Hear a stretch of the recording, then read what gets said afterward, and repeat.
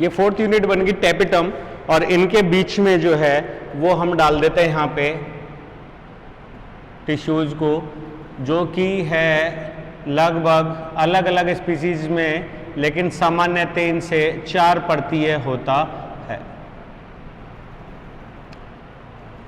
यह एंडोथीसियम व tapetum layer के बाह्य कटाव से बनता है।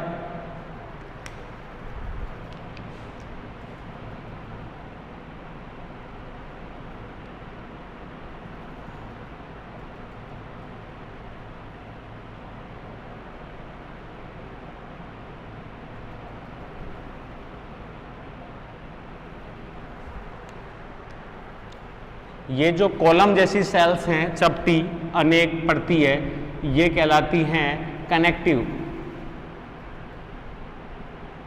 एंथर में दोनों पालियों को जोड़ने का जो काम है वो यही करती है, और ये सिल्ट प्रारंभ में नहीं होती, बाद में धीरे धीरे ये सिल्ट जो है वो गहरी हो जाती है। क्लियर है? और यहीं से फिलामेंट से ये जुड़ी होती है।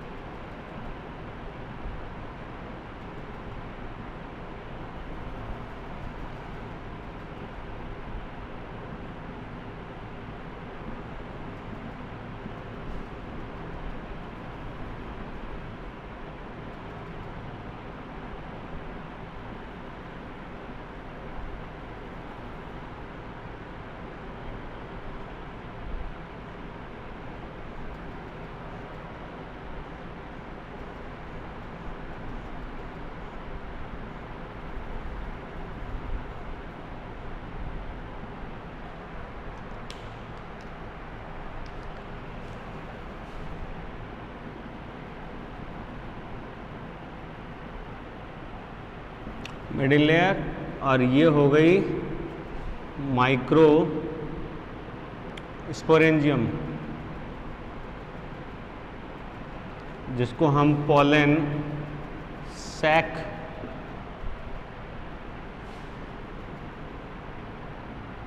भी कहते हैं।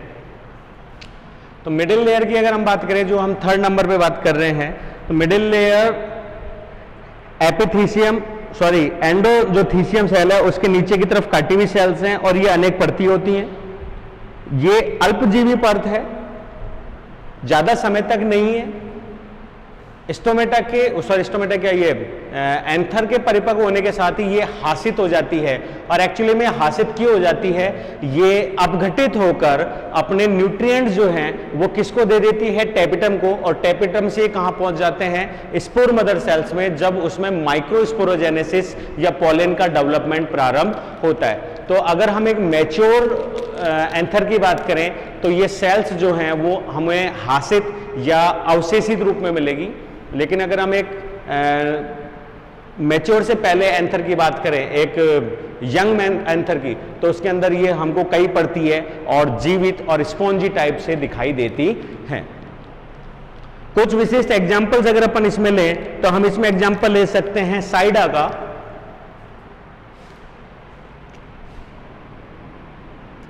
और साइडा के अंदर जो है ये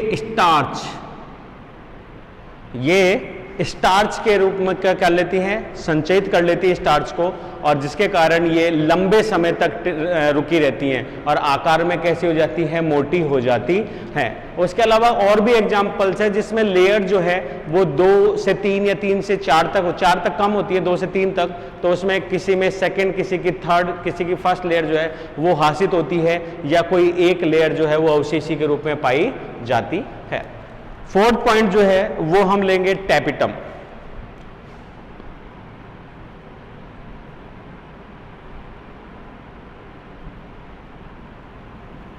टेपिटम लेयर की अगर हम कहें तो इन पालियों में जो 3 लेयर्स या 4 लेयर्स बन रही है, एपी, एंडो, मिडिल और उसके बाद टेपिटम, तो ये जो ब्लू कलर की आपको दिखाई दे रही है, these are tapetum.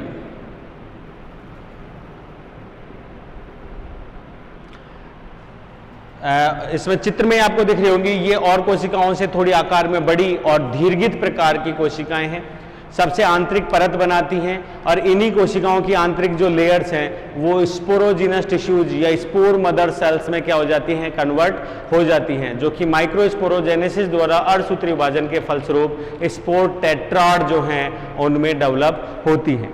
Tapetum physiologically की अगर अपन बात करें तो बहुत ज्यादा महत्व रखती है फिजियोलॉजी में। कारण डेवलप होते हुए एंथर और उसमें डेवलप होते हुए पॉलन ग्रेन्स जो हैं उनको पोषण इस टेपिटम लेयर के माध्यम से ही पहुंचते हैं अंदर की ओर। और ये टेपिटम लेयर में अगर अपन कहें तो ये एक तरीके से कनेक्टिव है, किससे, कनेक्टिव से, स्पॉन्जी से। और कनेक्टिव जो टिश्यूज हैं उनकी तरफ की जो सेल्स हैं वो आकार में कुछ बड़ी होती हैं, और इसके बगल की जो सेल्स होती हैं वो कैसी होती हैं, थोड़ी छोटी। तो इन्हें हम पी सेल्स के नाम से, और जो इसके पास की जो सेल्स हैं उन्हें हम सी सेल्स, जो कि कनेक्टिव की तरफ होती हैं, ऐसा माना जाता है कि कनेक्टिव से ही इनकी उत्पत्ति हुई है। तो उन्हें हम सी सेल्स, जो कि आकार में बड़ी हैं और जो आकार में छोटी हैं, उन्हें पी सेल्स के नाम से जानते हैं। इसी प्रकार स्पोरोजिनस टिश्यूज में सभी पोषक पदार्थ, यहां तक कि बहुत सारी फैमिलीज में तो ये जो टेपिटम लेयर है ये खुद हासित होकर, अपघटित होकर अपने न्यूट्रिएंट्स और अपने जो ऑर्गेनिजम्स हैं अंदर के, ऑर्गेनिजम्स नहीं, ऑर्गेनिलीज, उसके जो अंग है, कोशिकांग, जैसे कि पीयूष बॉडीज टाइप, ये सारे के सारे किसको दे देते हैं, ये सेंटर में स्पोर टेट्राड या स्पोर के डेवलपमेंट में ट्रांसफर कर देते हैं। टेपिटम की सेल्स जो होती हैं वो बहुत ही सघन होती हैं, एक परती होती हैं, और कोशिकाएं पूर्ण रूप से ये जो माइक्रोस्पोरेंजियम है इसमें बीजाणु तक द्वारा क्या रहती हैं, घेरे हुए रहती हैं। लेकिन इसमें भी अगर अपन एक एग्जाम्पल दें, कॉस्टस प्लांट के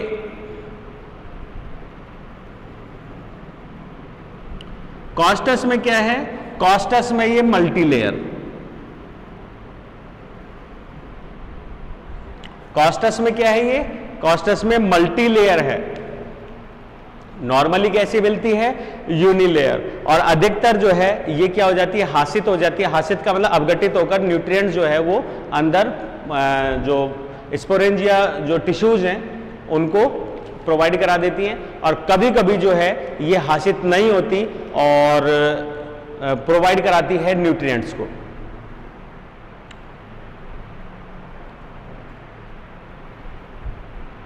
अब एक टॉपिक हम यहां पे डिस्कस कर सकते हैं, टैपिटम के टाइप्स ऑफ टैपिटम। यही कर देता हूं, इसको एक बार आप देख लीजिए पॉज करके।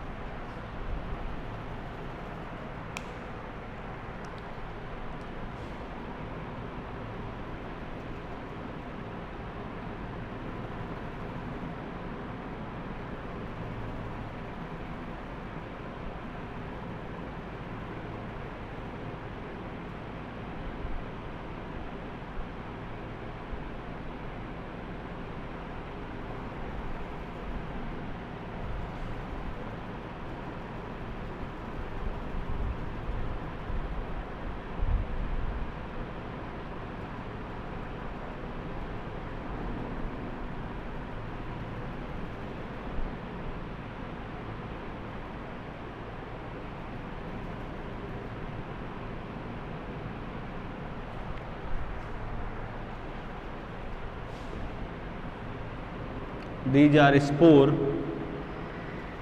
ये मिटा देते हैं।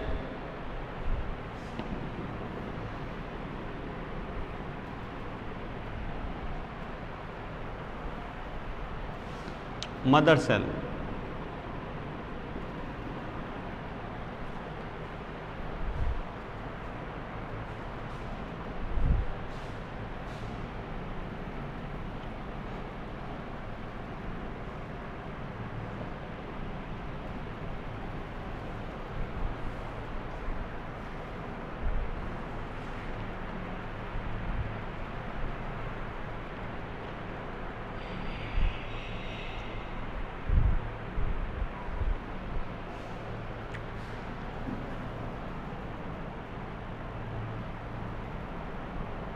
TS of typical anther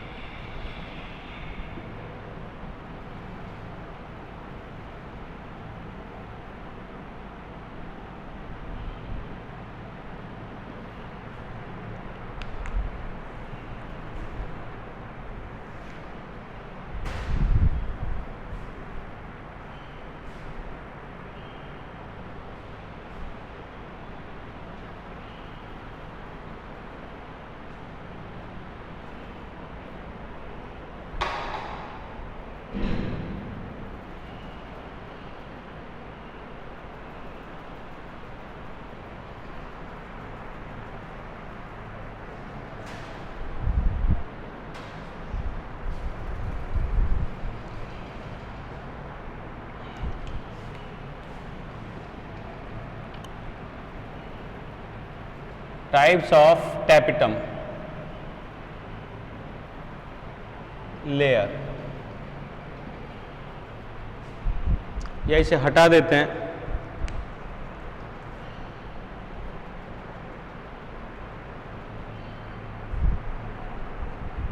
इसकी एक फोटो ले लेते हैं।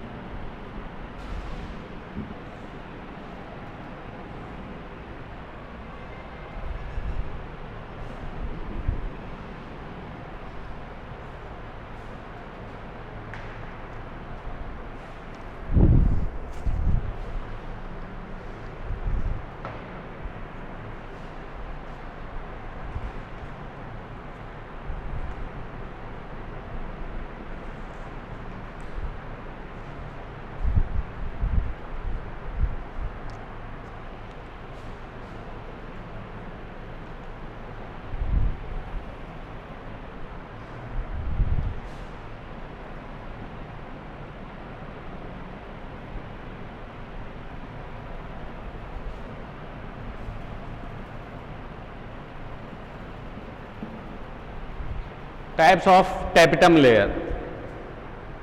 First is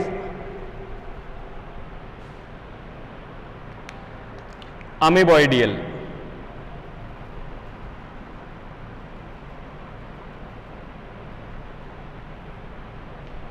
और इसको हम पेरीप्लाज्मोडियल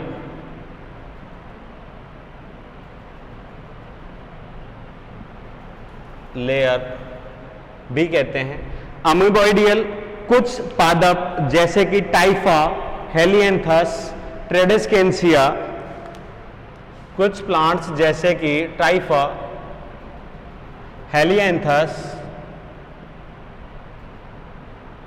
ट्रेडेस्केंसिया और ले तो ब्यूटोमॉस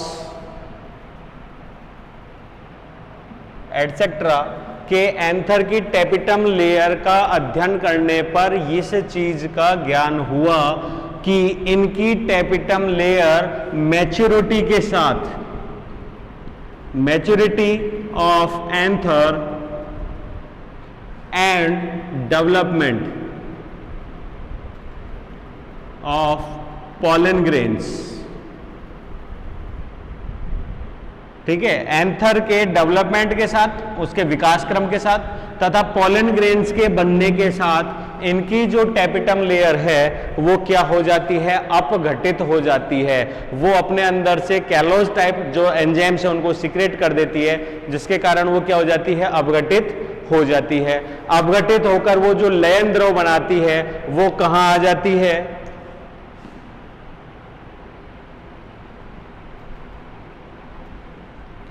वो सारा का सारा लयन द्रव जो है वो कहाँ आ जाता है, टेपिटम का जो पॉलन सैक था या जिसे हम यहाँ पे पॉलन सैक, पॉलन कोश जिसके अंदर सारे के सारे टेट्राड उपस्थित हैं, उसके अंदर ये फ्लूइड के रूप में क्या आ जाता है, यहाँ पे इकट्ठा हो जाता है और यहाँ पे डेवलप होते हुए पॉलन जो वो है पॉलन ग्रेन्स उनको क्या करता है, पोषण प्रदान करते हैं। इनके विघटन के फलस्वरूप जो है वो जीव द्रव्य परागकोश में गति करने लगते हैं और इसके जीव द्रव्य के आसपास, अर्थात ये जो जीव द्रव्य है या जो फ्लूइड बना है लयन द्रव, वो क्या करता है, जो फ्लूइड बना है लयन द्रव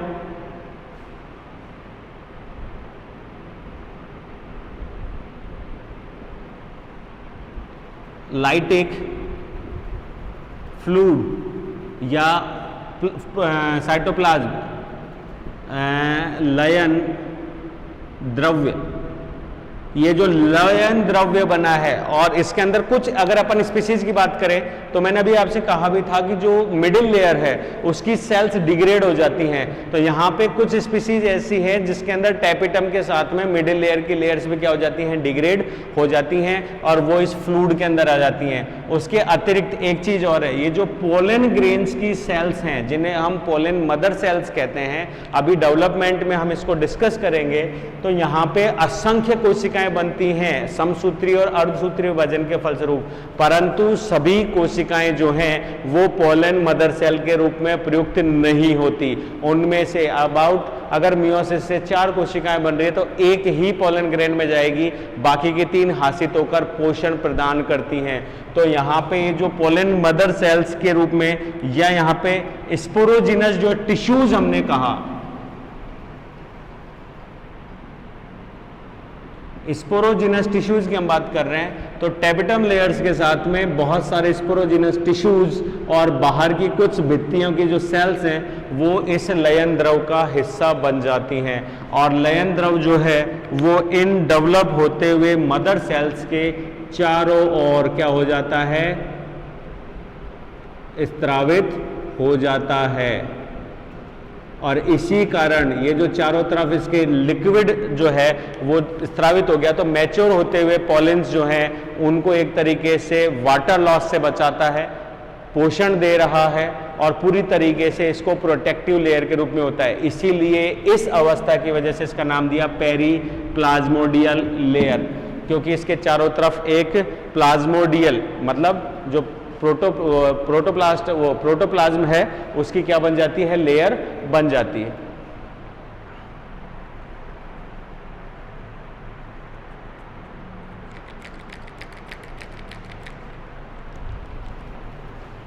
ठीक है, सेकंड पॉइंट हम यहां पे ले सकते हैं, वो है सिक्रेटरी या glandular tapetum.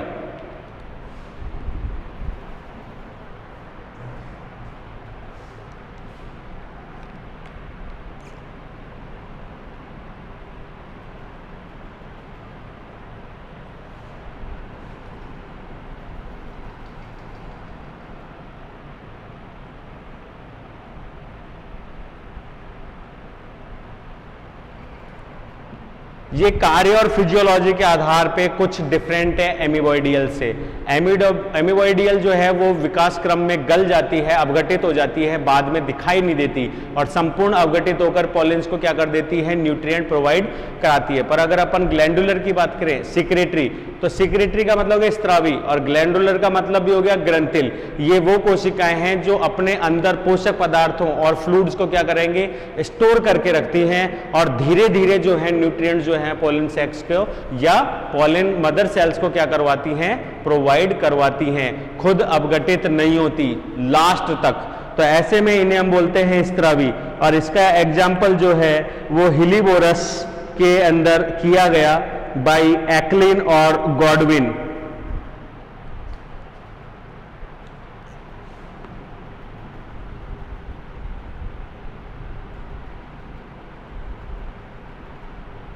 Bye एक्लिन and Godwin लगभग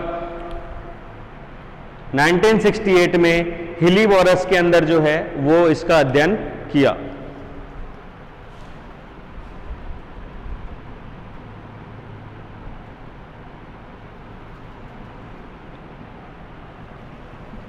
उनके अनुसार इस प्रकार की लेयर जो है वो परागकण जो है उनको निर्मित होने के पश्चात या उनके डेवलपमेंट के स्वरूप उनको पोषण पदार्थ प्रोवाइड कराती है अपने स्त्रावों को स्त्रावित करके। और ये जो स्त्रावी पदार्थ हैं इनमें विशिष्ट एक प्रोब्यूस बॉडीज,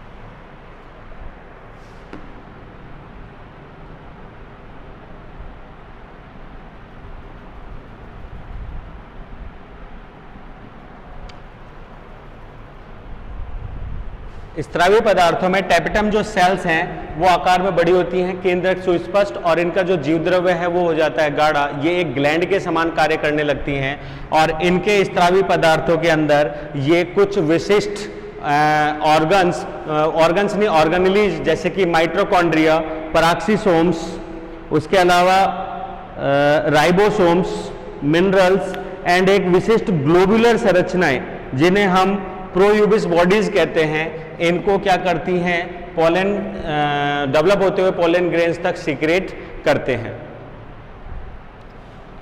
ये विशिष्ट प्रोयूबिस बॉडीज जो हैं ये प्रोटीनियस सरफेस के बने हुए होते हैं और इन पर एक विशिष्ट स्पोरोपोलिनिन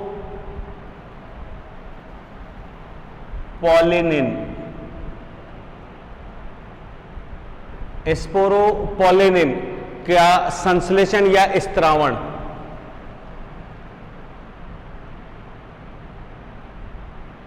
के पश्चात ये क्या हो जाते हैं, प्रोयूबिस की जगह क्या कहलाएंगे, यूबिस बॉडीज।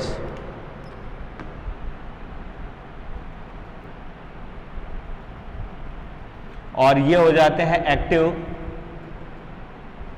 और ये विशेष गोलाकार जो संरचनाएं हैं ये पोलन ग्रेन्स के ऊपर क्या डेवलप करती हैं, ए पोलन कोट, जिसे हम पोलन कोट ही कहेंगे। पोलन कोट का क्या करती हैं, या भित्ति का, पोलन बोलेंगे पुमणु, पोलन ही रखते हैं, ठीक है। पोलन ग्रेन्स के ऊपर क्या बनाते हैं, एक आउटर एपिडर्मिस, एक कोट बनाते हैं।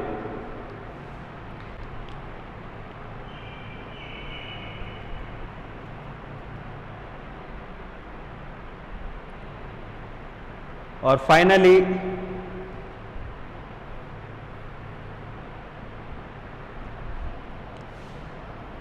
प्रोयूबिस बॉडीज के बनते ही टैपेटम सेल्स जो हैं वो क्या हो जाती हैं, नष्ट हो जाती हैं और डिग्रेड हो जाती हैं। तो दो टाइप एमीबॉइडियल के अंदर ये प्रारंभ में ही अपघटित होकर एक लाइटिक फ्लूइड बनाती हैं जो चारों तरफ पोलन डेवलप होते हुए पोलन ग्रेन्स के चारों तरफ डेवलप हो जाता है, जिसे हम प्री प्लाज्मोडियल लेयर्स कहते हैं। और कुछ एग्जांपल्स अगर हम दें, जैसे कि मिराबिलस जलापा जो जलकुंभी है, जलकुंभी के पोलन ग्रेन्स के ऊपर जो है वो आउटर कोट डेवलप नहीं होता, बाह्य चोल, जिसे हम एक्जाइन कहते हैं। तो ये जो प्रीमोर्डियल जो यहाँ पे लेयर या जीवद्रव्य जो लेयर बन रही है वही लेयर उसकी आउटर कोट या एक्जाइन के रूप में व्यवहार करती है, कार्य करती है, जो इसे मजबूती प्रदान करती है स्ट्रेस के लिए। सेकेंड हम बात करें तो सिक्रेटरी ग्लैंड्स, सिक्रेटरी ग्लैंड्स के लिए या ग्लैंडुलर्स की हम बात करें तो इस प्रकार की कोशिकाएं स्त्रावी होती हैं, ये आकार में वृद्धि करती हैं, इनके डीएनए का मान बढ़ता है, इनमें माइटोकॉन्ड्रियन एनर्जी का मान बढ़ता है और विशिष्ट पदार्थों का बाहर से जो इसके योजी के साथ में कनेक्टिव के साथ में है ये इनको संग्रहित करके विशिष्ट संरचनाएं बनाती है, जिसमें एक है प्रोयूबिस बॉडीज। डेवलपमेंट के साथ में प्रोयूबिस बॉडीज के ऊपर स्पोरोपोलिनिन का स्त्रावन होता है जिससे ये हो जाती है यूबिस बॉडीज, और ये यूबिस बॉडीज जो हैं वो सक्रिय करती हैं कैलोज एंजाइम्स को, पदार्थों को। जो कैलोज एंजाइम पदार्थ जो हैं वो दो काम कर रहा है, एक तो इनके बीच के लिगामेंट्स को तोड़ रहा है जिसकी वजह से क्या बोलते हैं यूबिस बॉडीज फ्री हो जाती हैं। दूसरा एक सबसे इंपॉर्टेंट कार्य जो डेवलप होते हुए स्पोर टेट्राड है, इस स्पोर टेट्राड के बीच की जो भित्ति है वो भी कैलोज एंजाइम द्वारा क्या की जाती है, ब्रेक करके इनको क्या किए जाते हैं, पृथक किए जाते हैं। उसके अतिरिक्त डेवलपमेंट के दौरान ये जो बीच का योजी टिश्यूज है, यहाँ पे सिंपल टिश्यूज, ये टिश्यूज क्या हो जाते हैं, ये भी बीच में से नष्ट हो जाते हैं और ये संपूर्ण चैम्बर क्या हो जाता है, एक। इसीलिए मैंने प्रारंभ में कहा था कि शुरू में ये जो हैं वो कैसे रह जाते हैं, टेट्रा लोब्ड तो दो ही हैं, लेकिन लोब हमको प्रारंभ में कैसे दिख रहे हैं, चार, लेकिन मैच्योरिटी के साथ इनके बीच की जो सेप्टा है वो गल जाता है जिसकी वजह से संपूर्ण लोब क्या हो जाता है, एक। और इसमें जो माइक्रोस्पोरेंजिया हैं ये भी कैसी हो जाती हैं, लयित होकर संपूर्ण एक, और इस संपूर्ण संरचना के अंदर डेवलप होते हैं स्पोर टेट्राड मैच्योरिटी के साथ। तो टाइप ऑफ टैपेटम्स कंप्लीट। अब हमारे पास में आता है कुछ क्वेश्चंस हैं कि इस दौरान जो टैपिटम है उसमें डीएनए का कंटेंट बहुत ज्यादा बढ़ जाता है और जो टैपिटम लेयर है वो multi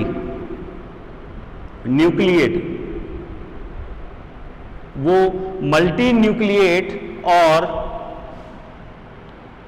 polyploidy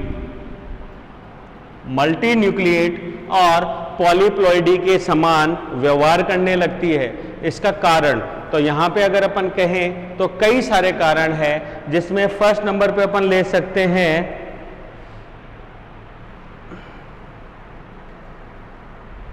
multi nucleate condition and एंडोमाइटोसिस।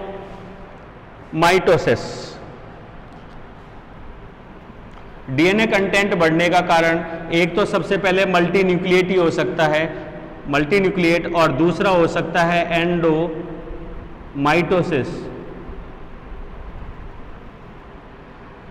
Multi nucleate में इसलिए कह रहे हैं कि कोई भी कोशिका के विभाजन होने पर 3 घटनाएं होती हैं। पहली घटना के अंदर दोनों कोशिकाओं के बीच में केंद्रक का विभाजन होता है, नॉन एज कैरियोकाइनेसिस। फिर उन दोनों के बीच में जो है वो साइटोप्लाज्म का विभाजन होता है, दैट इज साइटोकाइनेसिस। और उसके बाद कोशिकाएं दोनों संतति कोशिकाओं में क्या हो जाती हैं, विभाजित हो जाती हैं। तो यहाँ पे कोशिकाएं जो हैं वो अति शीघ्र और अत्यधिक न्यूट्रिएंट लेने के कारण ये कोशिकाएं विभाजनशील तो होती हैं, परंतु इनमें साइटोकाइनेसिस नहीं होता, केवल क्या होता है, कैरियोकाइनेसिस, जिसके कारण ये केंद्रक जो हैं वो असंख्य हो जाते हैं या बहुत सारे हो जाते हैं, परंतु कोशिकाओं की संख्या समान रहती है। एक चीज मल्टी न्यूक्लिएट। दूसरा, अगर अपन पॉलीप्लॉइडी की बात करें तो पॉलीप्लॉइडी में 2 घटनाएं हैं। एंडोमाइटोसिस के दौरान जब केंद्रक में गुणसूत्रों का अधिक विभाजन होता है तो ऐसे में एनाफेज अवस्था के अंदर इनमें स्पेंडल फाइबर्स वर्क नहीं करते या गुणसूत्र जो है असमान तरीके से एक तरफ चले जाते हैं। तो यहाँ पे केंद्र के अंदर जो है वो गुणसूत्रों का मान क्या हो जाता है, बढ़ जाता है, जिसको हम बोलते हैं पॉलीप्लॉइडी। तो ये 2 कारण हैं जिससे हम कह सकते हैं कि टैपिटम सेल्स में डीएनए का मान ज्यादा होता है। अब यहाँ पे हम फंक्शंस की बात करते हैं, टैपिटम के कार्य।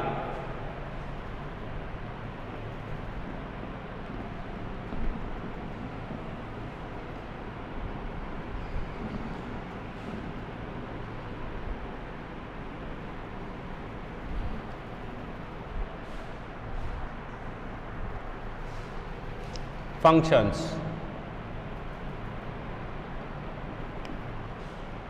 टैपिटम का फंक्शन की अगर अपन बात करें तो माइक्रोस्पोरेंजियम के डेवलपमेंट में या एंथर्स में पोलन ग्रेन्स के डेवलपमेंट में महत्वपूर्ण फिजियोलॉजिकल जो है वो इसका योगदान होता है। तो फर्स्ट हम यहाँ पे वर्किंग एबिलिटी में लिख सकते हैं कि पोलन मदर सेल्स जो है वो मियोसिस डिवीजन के दौरान जो पोषक पदार्थ मिलते हैं वो टैपिटम से ही प्रोवाइड होते हैं।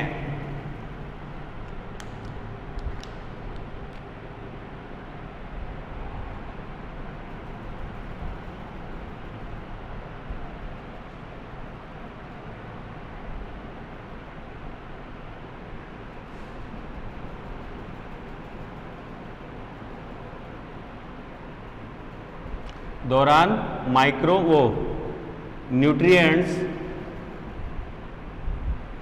टैपिटम से ही प्राप्त होते हैं। ठीक है, और ये टैपिटम हमने 2 तरीके से पढ़ ली, सिक्रेटरी टाइप से और पहली जो है वो एमीबॉइडियल टाइप से। सेकंड पॉइंट हम दें तो हम कह सकते हैं कि इनमें न्यूट्रिएंट्स की हम बात कर रहे हैं तो माइटोकॉन्ड्रिया, परऑक्सी, सोम्स,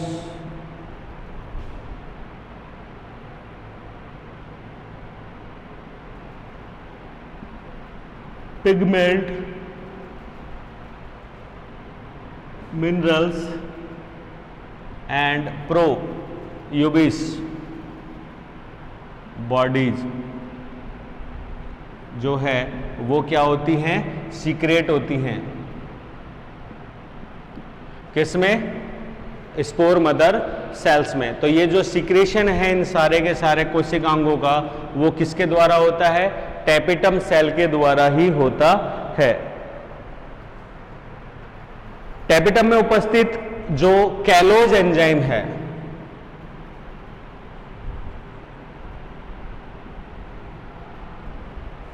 कैलोज एंजाइम जो है टैपेटम में, जो मैंने बताया था 3 टाइप की चीजें करता है। स्पोर टेट्राड, जो स्पोर टेट्राड है उसके बीच की भित्ति को भी यही ब्रेक करता है। क्लियर है? और इन्हें ब्रेक करके स्वतंत्र करता है। दूसरा जो लोब है पूरा का पूरा, दोनों माइक्रोस्पोरेंजियम एक साइड की, उनके बीच की कोशिकीय पट्ट को भी क्या करता है? गलाता है, और उस सारी संपूर्ण संरचना को क्या बना देता है? एक बना देता है। और यही कोशिकाएं, ये माना जाता है कि यही कैलोज एंजाइम जो है वो अनेक इमैच्योर मदर सेल्स जो है, स्पोर मदर सेल्स, उनको भी डिग्रेड करने का कार्य करता है।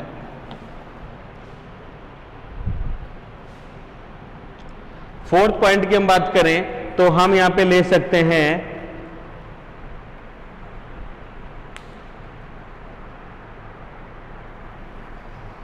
मियोसिस डिवीजन के बाद जो टैपेटम सेल्स हैं वो पॉलन ग्रेन जो है उनके ऊपर पॉलन किट बनाती हैं, और ये पॉलन किट जो होती हैं वो जलरोधी होती हैं कैरोटीनॉइड्स, तथा उसमें टाइफिन प्रोटीन होता है।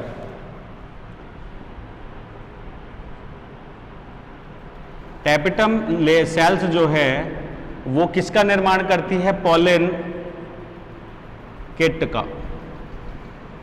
क्लियर है? और इस पॉलन किट में कार्बोहाइड्रेट एंड क्या होते हैं? कैरेटिन्स, जो के लिए क्या होते हैं? जल हाइड्रोफोबिक। हाइड्रोफोबिक, और ये एक तरीके से जल प्रतिरोधी तथा क्या बना देते हैं इनको? रोग प्रतिरोधी।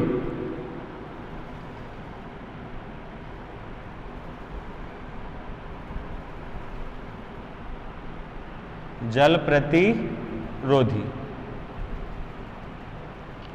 एक तरीके से प्रतिरोधकता ला देते हैं, जिसमें हम पर्टिकुलर किसी चीज से, इन्फेक्शन से भी बात कर सकते हैं, पेनिट्रेशन के लिए भी कह सकते हैं, या फिर अगर हम बात करें तो वाटर के लिए भी क्या बना देती है? इसको प्रतिरोधी बना देती है। लेकिन इसी के साथ इसमें एक विशिष्ट प्रोटीन टाइफिन,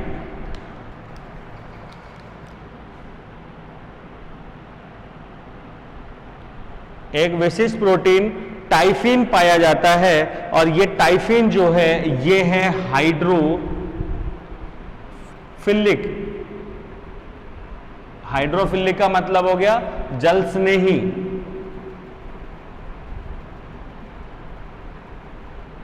हाइड्रोफिलिक का मतलब हो गया जल स्नेही, और ये जल के साथ क्रिया करता है। फिफ्थ पॉइंट की अगर अपन बात करें तो ये जो विशिष्ट प्रोटीन जो है टाइफिन, ये जल के साथ क्रिया करके वहां से मुक्त हो जाता है, और मुक्त होने के बाद में जब ये नासल छिद्र में या त्वचा पे संपर्क में आता है तो यहां पे 2 टाइप से, एक एलर्जी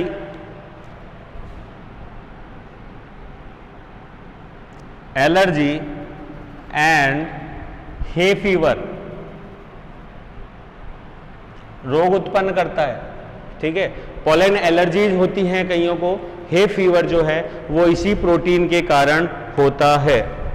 तीसरा वो सिक्स, अगर इसका एक फंक्शन बताएं तो ये जो प्रोटीन्स है और जो कार्बोहाइड्रेट्स हैं, इनका काम क्या है? ये जल से क्रिया करके अपना स्थान छोड़ते हैं, और एक्चुअली में ये एक ग्राही और उपयुक्त जो वर्तिका है इसी फैमिली की, उसको ढूंढने का, रिकॉग्नाइज करने का कार्य भी यही करते हैं।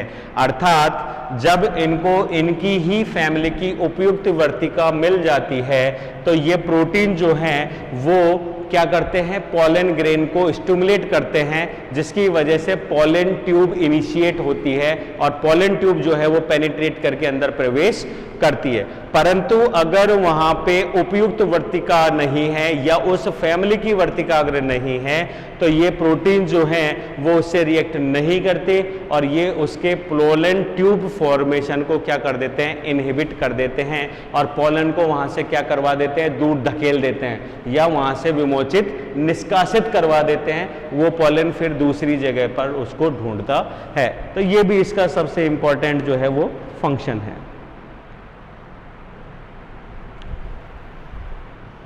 जैसे कि हमने बात किया था जलकुंभी,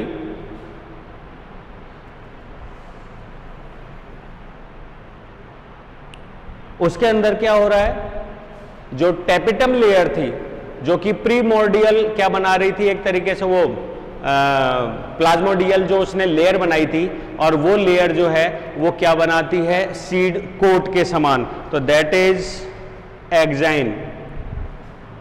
अनेक, नहीं 6 तो हो गया, 7th अनेक, ये लिख देते हैं स्टाइल एंड स्टिग्मा। स्टिग्मा को पहचानने व पोलन ट्यूब को स्टिमुलेट करते हैं। 7th वाला जो है वो कह सकते हैं कि अनेक पोलेंस पर एक्साइन या बाह्य चोल, एक्साइन बनाते हैं।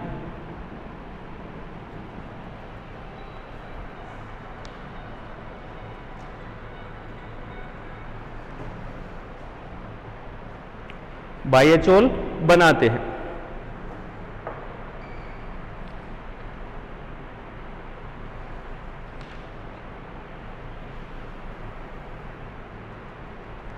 इसी में एक और लाइन हम कह सकते हैं कि ये पोषण देते हैं, तो हम कह सकते हैं कि अनेक ऐसे प्लांट्स जिनमें, अनेक प्लांट जिनके अंदर क्या नहीं है, टेपिटम लेयर जो है हासित है या टेपिटम लेयर जो है वो कार्य नहीं करती, तो उनके जो पोलन ग्रेन्स है वो अर्ध विकसित रह जाते हैं और वो एक तरीके से वाइबल नहीं होते या जननक्षम नहीं होते।